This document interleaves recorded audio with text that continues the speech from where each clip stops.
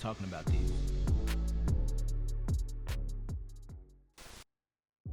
In this video, I want to talk about how I would approach lighting this scene here in my office. Now, before we start, I want to mention that there are a ton of different ways that you can light this scene or any other scene.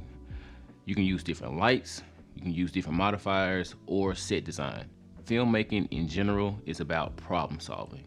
Now, I lit this entire scene using aperture and amaranth lights. Now, this is not a sponsored video, of course, but I do use a lot of their products and I love them. So to start out, you want to have an idea of what you want the scene to look like. You want to set the tone. And for me, I wanted this to be an interior night scene, and I wanted to have a really moody look. First things first, I set my frame and then I shut off all of the house lights, which leaves it completely dark in this situation because it's night, of course. So I'm pretty sure you've seen movies or TV shows, and I'm not sure if you've noticed or not, but typically the first shot in any particular scene is a wide shot. And what that does is it establishes where we are. And our job as cinematographers or filmmakers in this wide shot is to establish the direction of light and where it's coming from. Now, this can be from a window, this can be from the sun if you're outside. In our case, it's going to be coming from this lamp. In this lamp, I have an aperture light bulb. It's the B7C. This is basically an RGB light bulb that I can control. Control is key in any setup. I have this light bulb set to 3200 Kelvin, and that's what's giving us this warm glow.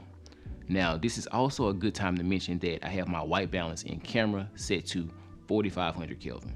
Next up, I felt as though the shelves in the background kind of fell into the dark, so I wanted to add some type of interest to them.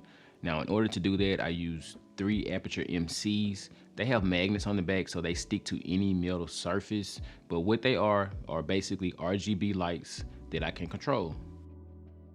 I played with a few color temp options on these lights, but I ended up settling on the 5600K option because I felt that it gave the scene some color contrast and it made the subject pop from the background.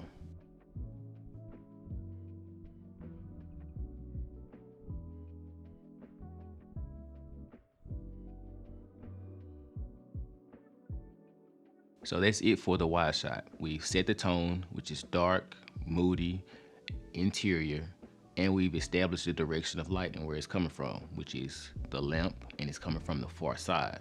Now when we punch into some tighter shots, we can keep that consistency. But before we punch in and talk about the tight shots, I do want to go back and touch on the point.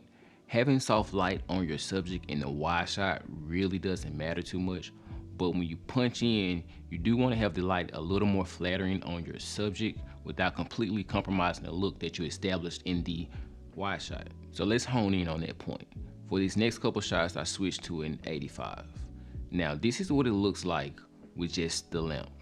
It's a very hard source of light, sharp edges, and it really doesn't look good on the subject, which is me. So in order to make me look good, we got to bring in another source of light, a larger source, a softer source. So I brought in the Amaran 200X, which is a bicolor light that I can control. I put that with a softbox with the grid to control the spill so we can keep that consistency in our image, and we brought that as close as possible without being in the frame. So that gives us this soft look that you're now seeing on the screen.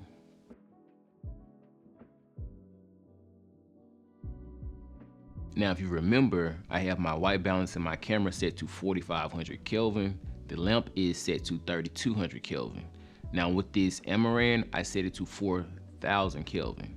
Reason being, at 3200 Kelvin, it really is not flattering on the skin tones, but kind of a midway point or partially midway point at 4000, maybe even 38, it does give the skin tones a really good look.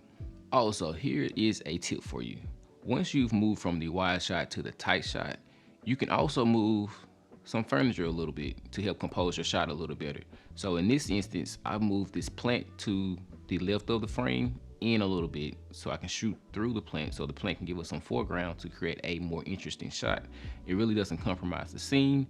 I'm not sure if you even noticed it or not when you initially watched it, but you can do these little things. It's called cheating items into the space in order to create a more compelling shot. Now for the last shot, I left everything set as is, as when we did this tight front shot. I really just moved the camera over the shoulder to get a shot of the iPad.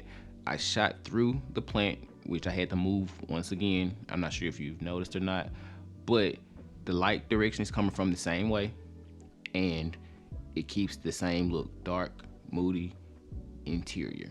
So you pair all of these things along with a little bit of sound design, then you have the sequence that you saw to open this video. Now, if you have any questions or if you want to see more of these type of videos, then just let me know in the comments and I'll try to make more. Until then, peace.